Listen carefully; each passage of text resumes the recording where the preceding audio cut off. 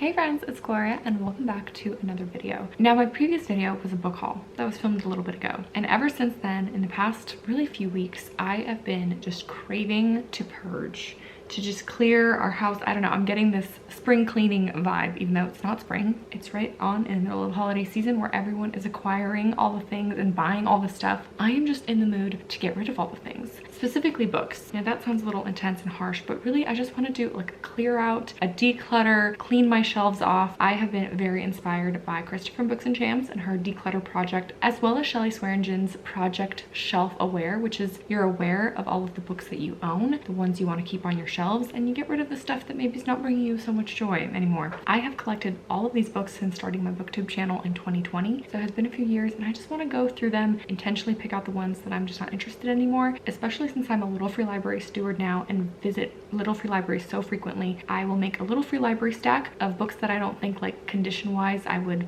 want to resell at like a used bookstore or on Pango, and then I'll make a Pango used bookstore stack that maybe a store would buy back. And also, almost none of these books were purchased brand new, so I don't have that strong attachment of I spent $26 on this, I can't give it away. Most of these books are anywhere between free from Little Free Libraries, 50 cents at library sales, or like $5 at like Goodwill and used bookstores. So all that to say, I have no problem getting rid of books. My goal is to go through the sections, pull out the books I want to get rid of. My number is 50. I'd like to get rid of 50 books minimum. I think I can do that. Between all of my bookshelves, I think I can do that. And then clean the shelves and reorganize them. I think I'm gonna say goodbye to my rainbow bookshelves, even though I love my rainbow bookshelves and people come over and they love them too. But I wanna try a different organization method. Maybe like by theme or genre or something like that, or author even. I don't even know. I'm gonna just roll with it, see how it goes. But I'm just scratching that itch to declutter and clean and reorganize, and I'm gonna take you along with me for the journey. So thanks for sticking around. I'm not reading much these days, but I'll probably pop in an audiobook or some music and we'll just see how it goes. And this might be a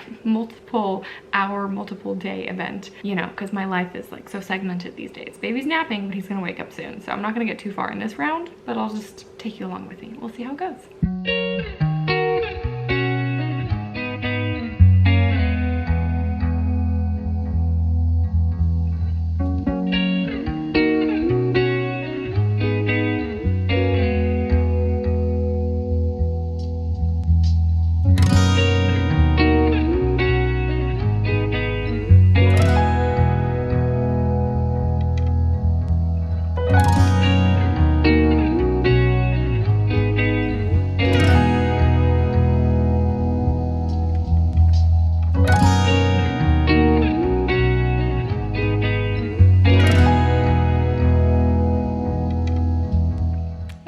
It is the next morning. Got myself a cup of tea here. Baby finished sleeping, and I rearranged the shelves yesterday and I did pretty good. I have 70 plus books to unhaul. I've never shared an unhaul before. I've never shared books that I want to get rid of because I get rid of books all the time and I just figured I can't be bothered to film about it. But I thought I would do this one because it is a huge one and there's a lot of good books, and I just want to give some reasoning behind why I'm getting rid of some. And I was thinking about this and I didn't mention it in the intro, but I'm getting rid of a lot of good books I even really liked. But in general, I don't really want a ton of books on my shelves unless I want to reread them one day. And so the rereadability factor of these books is really important. And so I have a lot of books that were 4 stars, but I don't think I'm ever going to reread them. So that is why they are on this get rid of pile, which maybe is a little bit blasphemous to some of you, but I feel good about it already. What I don't know that I love is the way my shelves look.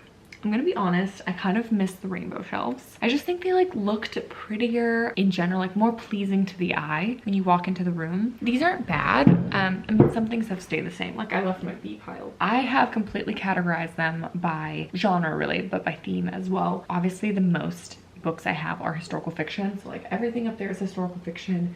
Everything right here is historical fiction, except for this. And then most of this is historical fiction, and I categorize the historical fiction by country or like where it's set. So I have like Russia up there, UK, Europe, Africa, Asia, and then I have some like favorite authors or like books I have a lot of by the same author. And then all of that is World War II historical fiction, like this whole section, which is a lot. And to be honest, I could probably get rid of maybe at least another 5 to 10 books from over there that I don't even know if I want to keep, but I just categorize them all there, and I'm going to think about them, and maybe I will do a separate video or a separate section where I go through all of the World War II, either try the first chapter or read the synopsis, actually, because a lot of them I have absolutely no idea. I just, you know, picked them up because it said World War II. So maybe I'll check Goodreads rating, the synopsis, maybe the first chapter, and I'm happy to get rid of more because I don't need to read all those books on World War II. And then down here is all US historical fiction and contemporaries over there. On the bottom shelf, I have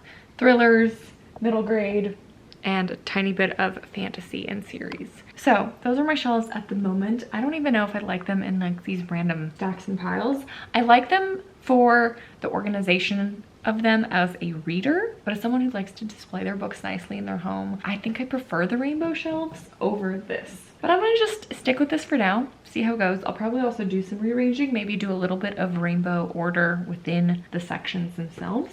But let me know what you think. Do you prefer the pretty rainbow shelves, or should I try this for a while? To be honest, putting them back in rainbow order seems like too much work. So I'll stick with this for now. We'll see how I feel about it over the next few months. But enough rambling on. I'm going to try to do a rapid fire book on haul. And I properly didn't even go through my nonfiction or classics, but I have a tiny bit of nonfiction classics here. I just kind of peeked and was like, pulled some obvious ones since I was in the mood to declutter, but I do need to go through my nonfiction shelf, think about my classic shelf a little bit more. And then I also had my book cart, which I kind of went through, but kind of didn't at the same time. It's too much. It's too much to do it all at once. I totally get why Krista broke hers down in sections and different days, because it's a lot to declutter everything when you have this many books. I didn't even count the number of books on my shelves. That's gonna be when I'm done decluttering, but I have too many books. And I feel really good about getting rid of some of these. So let's jump in. I'm gonna go by section or genre. I'm gonna talk about all the historical fiction that I'm getting rid of first. This first stack is all of the books that I gave, let me double check. Yes, every single one of these books I gave 4 stars. Obviously, I didn't feel the same about all of these books. Some I've liked more than others, even though these were all in the 4-star range. But this stack of books are all solidly great books. I enjoyed my time and I liked bringing them home. But the more I think about each and every one of them, when I looked at them, I was like, I don't think I'm gonna reread this. And like I said, I don't think I just wanna keep books around on my shelves that I'm not gonna pick up again. Homegoing by Yag Gassi was great. Not gonna reread. I should probably not say that for everyone. Where the Crawdads Sing. To be fair, this copy is like a pretty gross copy. I'm gonna put it in my little free library. I might reread this book at some point, but I don't know. I don't think so. Lessons in Chemistry. I was someone that really enjoyed this book last year. So much fun. I can't wait to watch the Apple TV miniseries, but I'm not gonna pick it up again, even though I love this cover. One of my all-time favorite covers, which I know is also controversial. People think it's like a rom-com cover. I am just so drawn to the colors. I love bright, colorful books. I also like historical fiction that isn't just people on the cover. You know, I like covers that are just something different, and I thought this was something different. The Exiles by Christina Baker Klein. I have a whole little Christina Baker Klein section there, and I thought about keeping this one just to keep all the books together, but I really liked this. I gave it 4 stars, really enjoyed this Australian historical fiction, but I'm not gonna reread it. Codename Verity by Elizabeth Ween is a young adult World War II historical fiction that was really well done. This is a series, and I just don't see myself continuing on in the series and rereading this. This is a solid recommendation for young adult, like friendship World War II historical fiction. The Last Bookshop in London by Madeline Martin. Really fun too. A great World War II historical fiction about the London Blitz. Very wholesome, sweet, and light. Like, it didn't really touch on very many heavy topics or anything like that. It's a very short read. 1000 White Women. I read this in the beginning of the year, and this was a solid read. Very highly recommended. Very highly rated historical fiction, kind of like alternate history kind of read. As Bright as Heaven by Susan Meisner. My favorite Susan Meisner is The Nature of Fragile Things, and I do have that one on my shelves. I think it's behind me somewhere over there. And that one I'm keeping because I absolutely loved and would totally reread, even though I kind of know the twist in it. This one I don't think I'm gonna reread. It has very heavy themes on like grief and loss around the Spanish flu and the war. It was great, fantastic read, but not gonna pick it up again. A Well-Behaved Woman by Therese Ann Fowler was a fantastic single-focused story on Alva Vanderbilt, and I realized that I really love historical fiction that's focused on a singular character and her story, especially like a strong female character, kind of like a micro history of the person. So really loved that this book taught me that I enjoy reading that, and I since have a lot more books on my shelves that have that kind of theme, but I'm not going to reread this one in particular, but I would highly recommend. And most recently, The Giver of Stars by Jojo Moyes, a great read. I totally understand the hype and why people love it, but I didn't quite have that emotion emotional connection that I was like, wow, this is amazing. So we'll pass it along for someone else. I'm getting rid of The Four Winds by Kristen Hanna. Now this is one of the rare books on my shelves that I paid full price for. Paid like a whole $30 for this book from Blackwell's because I wanted the beautiful UK version that has like the gold foiling, and I just loved this color way more than the black US version. But sadly this was a 3-star read for me, if that. I really didn't like this main character at all. This was just depressing through and through and not my favorite Kristen Hanna. So I will be trying to sell this on Pango because maybe someone else that loved this book wants it or really wants to read it. And I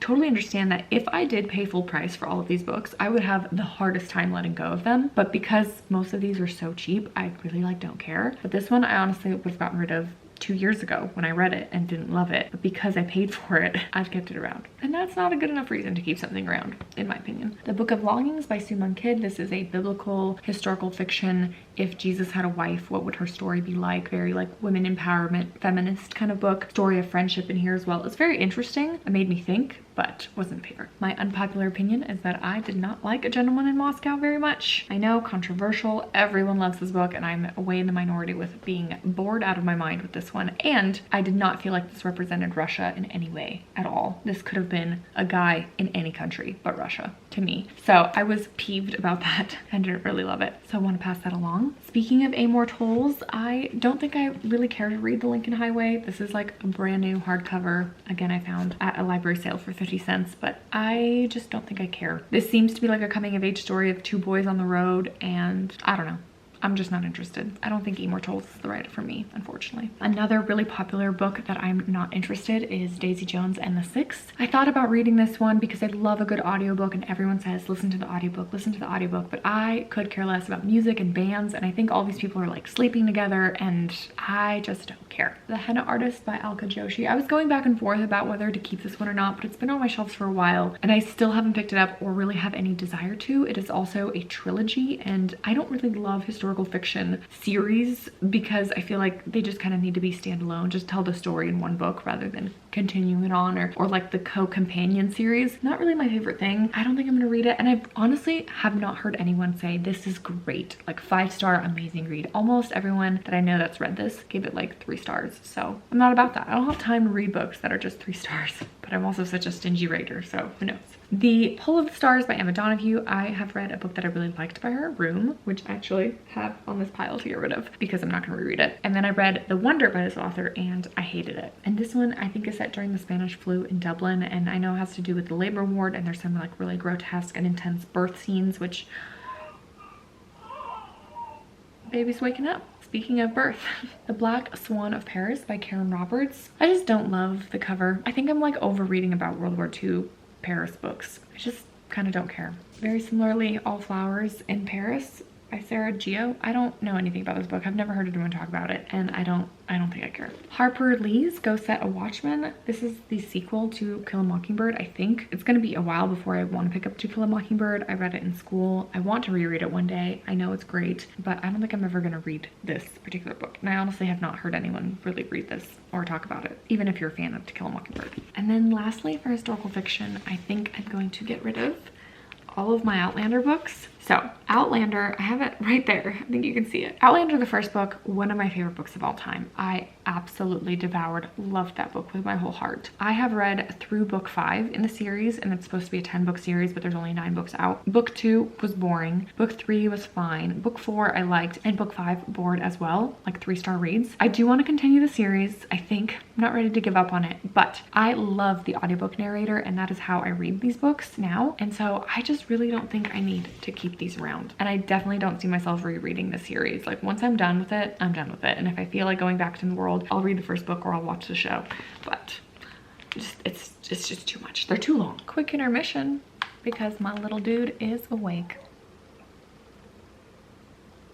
Baby's asleep, so we are continuing on, and I have my contemporary stack pile to go through, starting with The Husband's Secret. Now I have a whole Liane Moriarty stack right there. She is a favorite author of mine. I really love reading her books. They're so interesting to me. And this one I gave 4 stars, I think last year, and I cannot remember at all what this is about. Big Little Lies and What Alice Forgot I really enjoyed, and I gave those 5 stars, and I'm keeping them on my shelves. And I thought about maybe keeping this to like have all of her books, but I I don't remember what this one's about, and I don't think I'm gonna reread it. The Newcomer by Mary Kate Andrews. I picked this up forever ago at a library sale, and you know, this feels like maybe a summer read or a beach read or something you take on vacation with you, but I have had it on my shelves for a bit and I don't really care to pick this one up, so I'm gonna pass that along. Fangirl by Rainbow Rowell. I think this is a YA. This was very popular in BookTube early days. I could care less to read it. I don't really read YA books anymore, and I don't think this one's for me. An author that I hauled at a Little Free Library video, and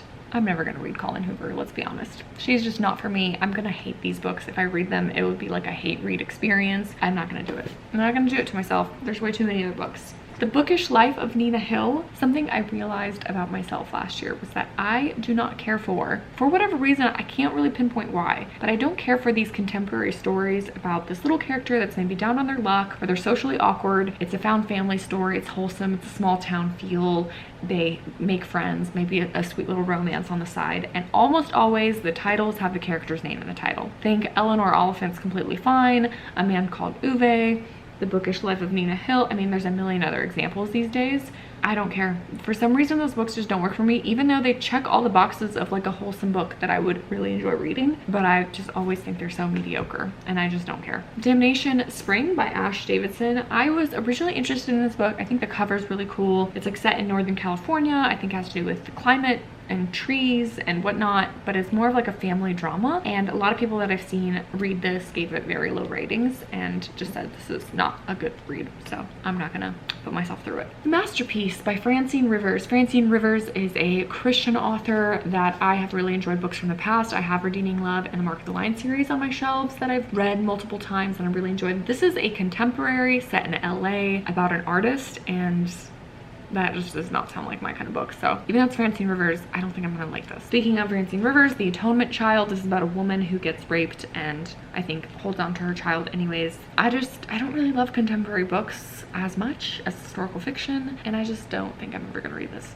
Where'd You Go, Bernadette? Another one with the character name in the title. I've heard mediocre things about this. A mom that runs away, a family that wants to go to Antarctica or something like that. I don't think this one's gonna be for me. American Dirt by Janine Cummins. I actually recently found a paperback copy, and I much prefer reading paperbacks over hardcovers, even though I think this cover is beautiful. I just don't like hardcover books, so I'm gonna pass this one along, even though this one I do really want to read. Room by Emma Donoghue. Like I mentioned, I really enjoyed this read. Didn't enjoy The Wonder by the same author. This one was a very interesting read about a child's perspective from being abducted, like a kidnapping. The mom and the child are stuck in a room. The movie with Brie Larson was incredible, so that was great. If I ever am getting an itch for this story, I'd rather rewatch the movie than reread the book. Evie Drake Starts Over. I probably should have categorized these. Another one where contemporary story, probably feel good, some character dealing with grief or trauma in the past, main character name and title. The Curious Incident of the Dog in the Nighttime by Mark Haddon. I was originally interested in this, but then also just see a lot of people giving this like just average middle of the road ratings, even though the perspective of an autistic main character does sound interesting to me. I for some reason just don't think I'm gonna like this book, so gonna just pass it along. There by Tommy Orange. Another example of I just see a lot of people giving this kind of just average rating. I don't think this contemporary story about a person in Indigenous Native American background dealing with being sober or alcohol or drug abuse and what it was like to grow up with like traumatic family maybe. I just don't think it's gonna be my kind of read. Now this next stack is a little blasphemous. I was thinking about maybe not getting rid of it, but I don't think I'm gonna continue reading this author, even though she is so well loved. But I just don't think I'm gonna care. So I'm talking about Barbara Kingsolver, and I read last year The Poisonwood Bible. Really enjoyed this read. I had this book on my shelves forever. I thought this was a fantastic book. 4 stars. Not like amazing, not like a favorite of mine, but really well done, really well written. Similarly, most recently, I read Demon Copperhead this summer, and this was a very interesting coming of age story with a very likable main character, even though he's very flawed and so much trauma happens to him. I really was rooting for this main character. Really enjoyed both of my time with these, but I don't think I'm ever gonna reread them. So I'm gonna pass them along. And then I had her 3 other books on my shelves. I mean, she has more than 3, but I had Unsheltered, and I read the synopsis of this, and I just kind of was like, no, not interested at all. Something about just like family drama and husband and wife drama. Was not captivated by the synopsis. This is her first novel, a debut from Kingsolver, The Bean Trees. It's just very short, set in Kentucky. I don't think I really care about like a young mother that also has an unexpected child that she doesn't want to raise. I don't know if I'm interested in that story. And then Animal Dreams, I have absolutely no idea what it's about. This feels like a very old title, but I think I'm just gonna say goodbye to the full stack of books because I don't really see myself reading these anytime soon.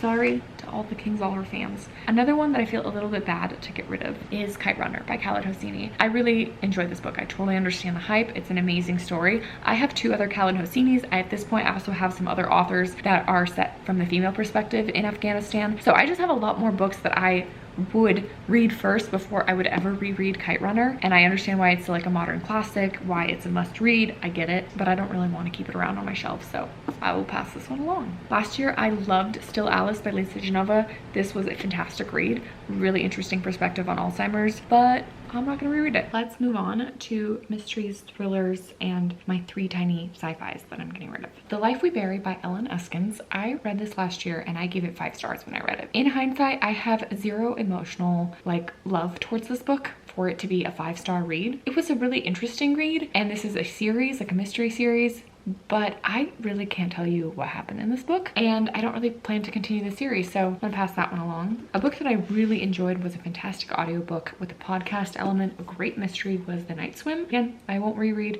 especially with mysteries and thrillers. Like if you know the twist and I remember the twist, I don't really know why I would reread it. Force of Nature by Jane Harper. I'm in the unpopular camp where I didn't really get along with her book The Dry, which is the first in this detective mystery series that's set in Australia. I thought it was fine, like I liked it, but it wasn't amazing, and I don't really plan to continue the series. This is the 2nd book, and I know there's a 3rd and I think a 4th, and she has other books too, but I don't really care. Without even trying her, I'm gonna give up on this author. One by One by Ruth Ware. I know people love this author, but no one has given this book 5 stars. Like no one I know said this is a great book. Not even popular booktubers give this book great ratings. It's like a 3-star read, and I don't really love thrillers these days. I'm not really in the mood to read them. The Last Thing He Told Me by Laura Dave. This won, I think, the Mystery Thriller Awards last year. I really enjoyed this read. Set in Austin. It's like a family mystery. I thought it was good. It was very low key, and there was no psychologicalness of it. There's no like messed up characters, which I usually don't like to read about in thrillers. That's why this one I really got along with, because it was like a good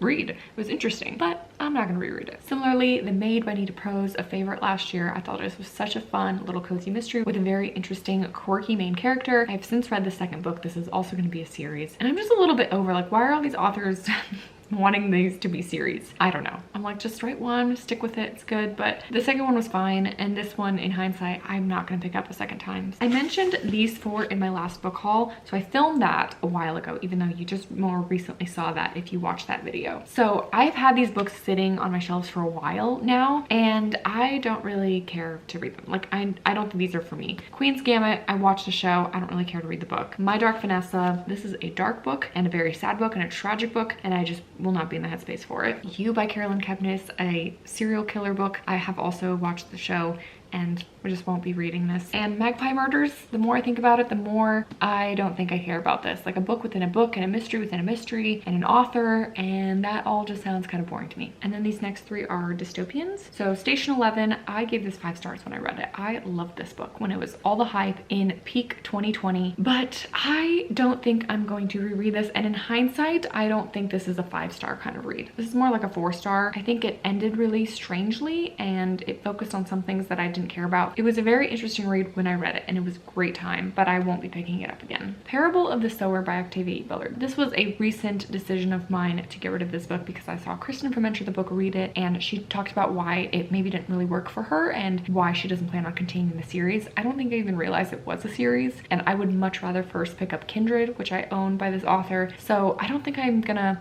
really care to pick up this book, and it's been on my shelves for a very long time. And lastly for this category, The Handmaid's Tale by Margaret Atwood. I watched the Hulu series. I have had this book on my shelves the longest, forever, and I have really no desire to pick it up. It seems really interesting and, you know, feministy and all of the stuff, very hard-hitting. Do I care to read it right now or in the foreseeable future? And the answer is no, not really. All right, let's finish off this unhaul with some classics and some nonfiction. Starting with classics, Dr. Zhivago, I just don't think I'm ever gonna read. As much as I want to embrace the Russian culture inside of me, this is a Russian classic that I have no interest in. So I'm not gonna do it. Similarly, War and Peace, guys. This brick of a book, I don't care to read. Like, this will just not happen in the next 10 years. It just won't. And I would rather pass this along to someone else to read. It's too big. I know that I'm gonna be bored with certain parts of it, even though I know this will teach me so much about Russian history. That's just how I feel. Next, The Complete Stories of Hercule Poirot by Agatha Christie. I'm just not an Agatha Christie kind of girl. I've read one that was fine, and I read another and I liked it, but will I ever sit down and like read short stories, short mystery stories? I just don't think I will ever care for this one. And then this one kind of hurts, and I feel like you guys are gonna be mad at me for those that really love it, by Jane Eyre by Charlotte Bronte. I read it last year. I gave it 3 stars. This was not a favorite classic, and I don't see myself picking it up. I really didn't care about the main character in this book and like where the story unfolded. The romance was like gross. I hated it. This is just not one I see myself rereading in the future. I would much rather pick up some Jane Austen or read a million other classics that I have on my shelves. So I'm glad I read it. I'm glad I checked that off the list, but it's not one I see myself picking up again, unfortunately. And then my short nonfiction stack here. Like I said, I didn't really go through my shelves properly for nonfiction, so maybe I'll have some follow-up videos, but I did my best with this unhaul in the time that I have in my life. I will be unhauling Beautiful Boy and Tweak. I watched the movie of this and I got the gist of the story. This is a father-son book duo about a boy that is addicted to meth and the ramifications on his life and his father's life and his family's life. Great story. Really sad, really tragic, but I'm not gonna read those. The Immune System Recovery Plan. I'm trying to figure out my immune system and my husband's immune system. We have some immune conditions like eczema and GI stuff and whatnot, and this book was fine. It was a little bit boring and hard to read and get good information from. It was kind of all about like the elimination diet. This was my first book that I properly DNF'd, I think a couple years ago. Like, I had never not finished a book before, and this one I just stopped, you know, 75% of the way. I was like, gosh, this is so boring. I can't keep going with this. The Moment of Lift by Melinda Gates. I just don't think that I'm gonna care about this like empowering young woman book I've had on my shelves forever. This is on my first nonfiction TBR list when I started BookTube, and I don't think I care. So I won't read that. This next book is an excellent read, Loving versus Virginia. This is more of a historical slash nonfiction, but I'm putting it in this. It's a free-verse novel about the Loving versus Virginia case that went up to the Supreme Court and it made interracial marriage legal in the US. And it's a beautiful book, a beautiful movie also adapted from this story on Netflix that I thought paired really well along with this. But I just don't need to own this book, so passing that along. And that is it for my unhaul stack and for the beginnings of this declutter project. Here's my get rid of stack. So these are all listed on Pango first. We'll see what happens. And then these are my little free library book stack that I don't think are worthy. I made a little cup of a bunch of random bookmarks that I'm gonna put in my little free library for people to find. Lots of books. Goodbye. And then these how my bookshelves look in their natural light. You know what? They don't look too bad the more I'm getting used to them, but I do miss the rainbow shelves a little bit. I never closed out this video, but let me tell you, it's been a couple weeks since I filmed, and I do in fact love my shelves, how they're organized. So good news there. Thank you so much for watching this big project unhaul. It's just the start. I still want to unhaul more and maybe do more categorizing and actually count my books on my shelves and all of that stuff. But let me know if you've enjoyed this. Maybe some of the books that I got rid of you don't agree with. Let me know down below. Or is there anything that you feel like I should read and should keep? Because I haven't gotten rid of all of them quite yet. They're in purgatory land between little free libraries and being sold. Thanks so much for watching today, guys, spending some time with me, and I hope you guys had a wonderful Christmas and holidays, and Happy New Year, friends. See you in another video soon. Bye.